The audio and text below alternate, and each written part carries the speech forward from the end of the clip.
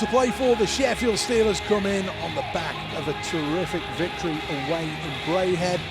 It took penalty shots for the Coventry Blaze, but these two sides can both take 4 points out of this weekend.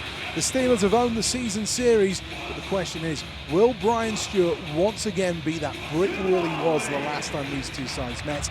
This, the fifth meeting. Steelers have won 3, the Blaze 1.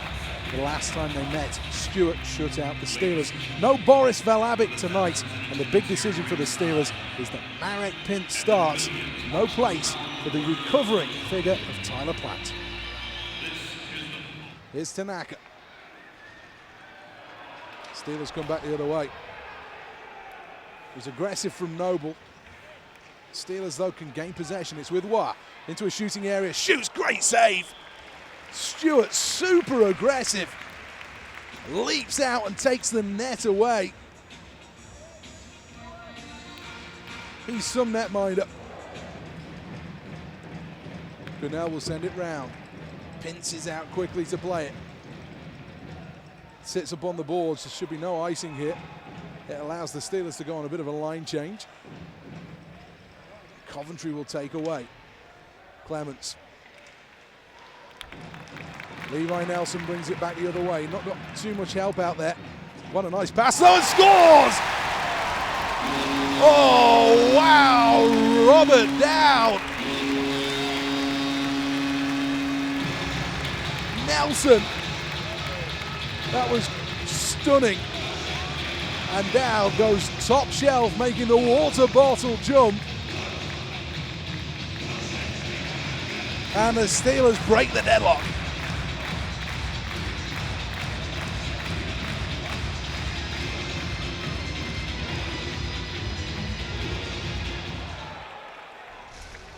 Contact made by Debian. Coventry break out though. Blaze wanted a penalty.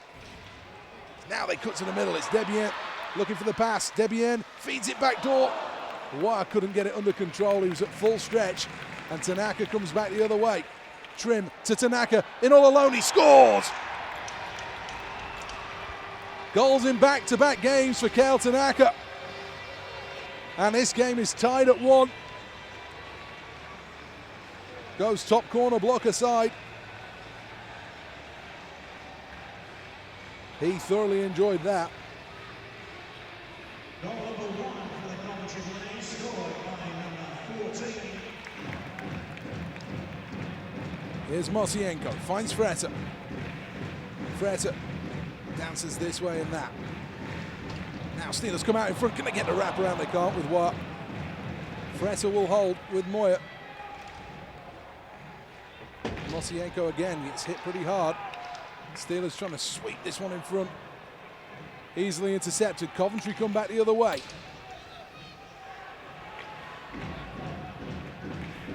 Good feed out in front. What a finish that is.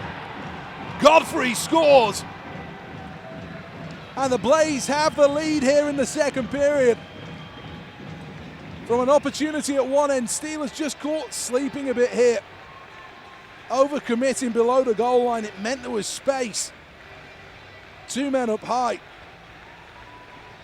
And Pint's coming out, just couldn't get a piece of it. So Coventry 2-1 to the good. Goal number 2 for me. Steelers have shown they've been all right coming from behind.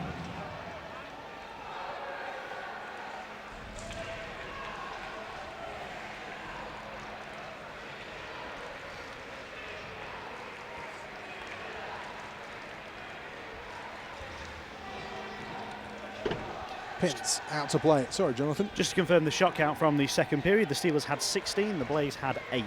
There was 1 power play in the period. Steelers are 0 for 2 throughout the game.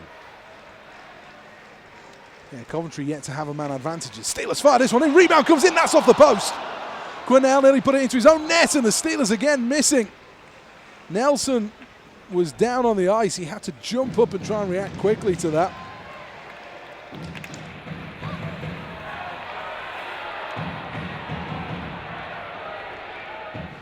Coventry player goes down as Steelers break into the zone. Sharp angle shot again. Trying to make something happen here. It's Levi Nelson. But look how deep they sink. They just collapse, don't they? Moyer, spinorama move. He took that one right out of the Ben O'Connor playbook. Steelers got so much going on. Moyer to Nelson, moving now, shoots this one low, rebound pops out. There's Stewart flopping and flapping, and eventually it's between his legs. No goalie in the league comes out and challenges as hard as that, do they? Look how far out he is when Levi has it. Looks up, and Stewart's on the way. And the player in front there, could Freddie Vesper, could he be more of an obstacle? He can be more aggressive there, can't he? He can get in the way a little bit more. Coventry will clear the zone, and the big thing for the Steelers, the more they push, the more holes that will be available as they do break through. Now shot will come, scores! And a first Sheffield Steelers goal for Russ Moyer. It's been worth the wait. And look how much everybody loves it. They know how much he's been desperate for that goal. It's been months coming. Stewart a long way out, and he fires it top shelf. Somebody should grab hold of that puck. And you see what it means here. A moment to savour for Russ Moyer as the Sheffield Steelers tie this one up at 2.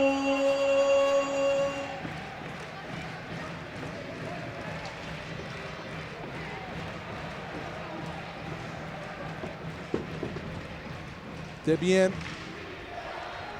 moves it down the ice on his backhand side. We're 30 seconds away from overtime right now.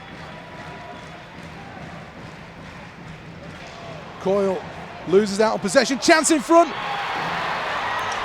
And like a mirror image, with under 30 seconds to go, the Blaze score what could be a huge goal that lifts them off the bottom of the table.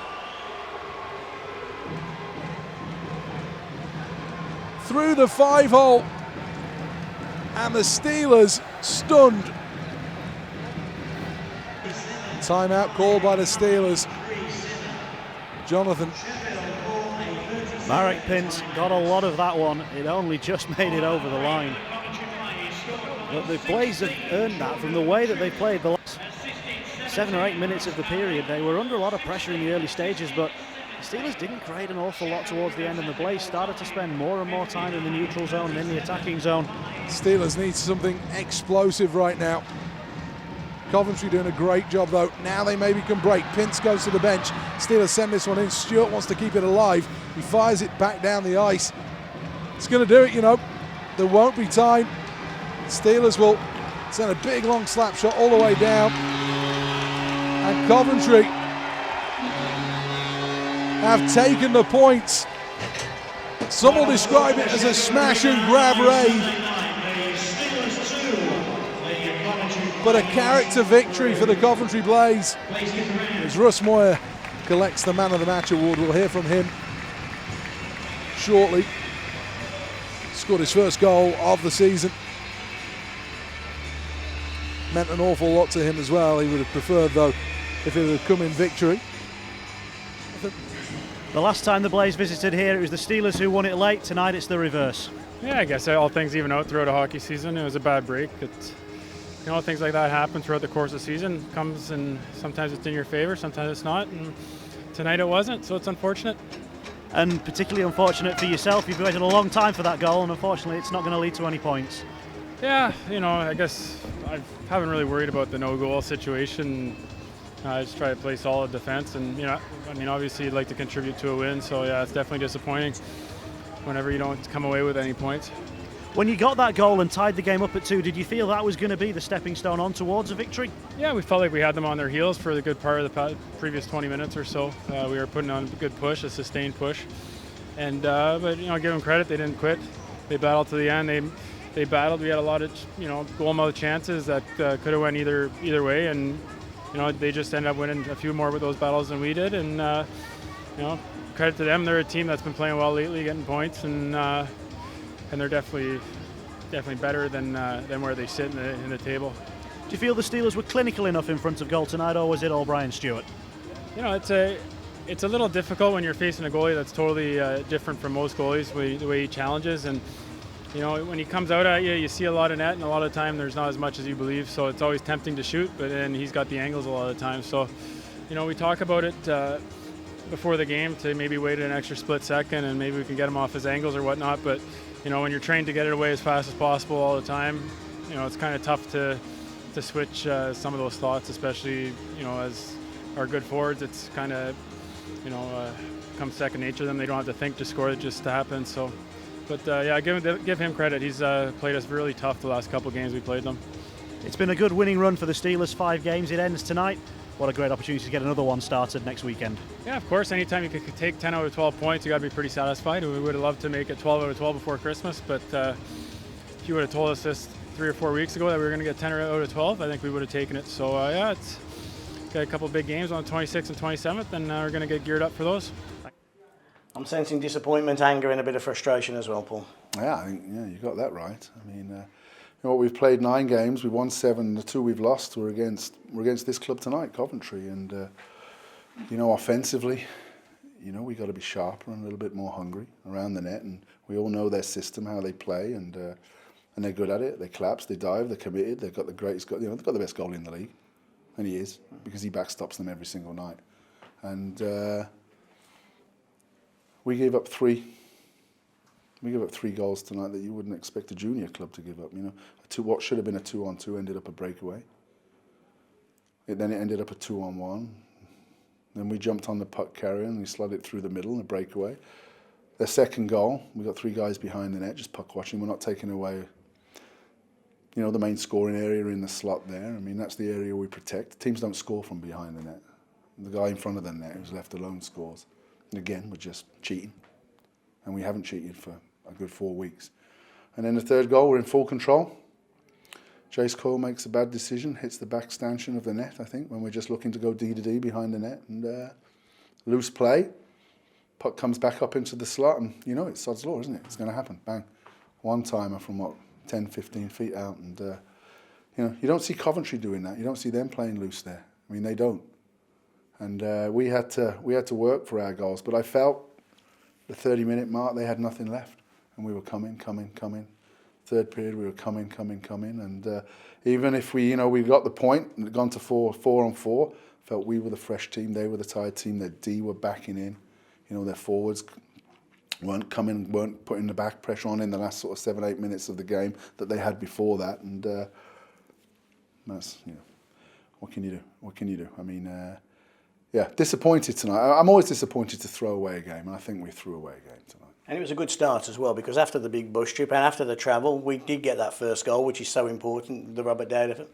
Well, we talked a lot to the players that, you know, if Stuart gets set, he's strong, he challenges, he comes out. And the first goal was Dowdy shot through a screen before he got set, and he used the defenseman as a screen. And you know, when we play against this team, we're trying to make the perfect play, the perfect goal. And we try to get more guys around the net today, because they collapse 5 guys down to the net all the time, and they'll give up the points. And so if we go low to high and back again, we wanted 3 bodies around in the scoring area, and we had our looks, we had our chances, but we didn't bury. We didn't bury. And then they liked the game over in Coventry. They took they scored 3 out of probably 5 chances that they had all game. And, you know, they got the rub of the green against us right now. Not from a playing perspective, but from stealing the points. And that's what it's all about, is stealing the points. Quick word on Russ Moyer. I know he'll take no gratitude for just, for scoring in a game that haven't won, but it was good for him to get the monkey off his back. He's been waiting for that goal for a long time. Yeah, it was a great goal, and everyone was pleased for him. And, you know, it'd been something that had been really frustrating him, and hopefully that will loosen him up offensively, because he does. We see it in practice. He's got a great shot, and he's got offensive talent, and he can bring that from the back end for us today. And, you know, at 2-2, I thought, here we go. And, you know, I said to the boys before the game, this is a 60-minute game, and it's going to take a while to grind this group down. But like we did in Coventry, we gifted them their goals. And they took advantage of it. Just look forward if we can. For us, it's great. Christmas, Boxing Day, the 27th, 2 great games against the Panthers. Us fans look forward to that. But I would imagine a frustrating time for you because, you know, no ice here at the arena for a little bit as well, and your preparation, is that hampered a little bit?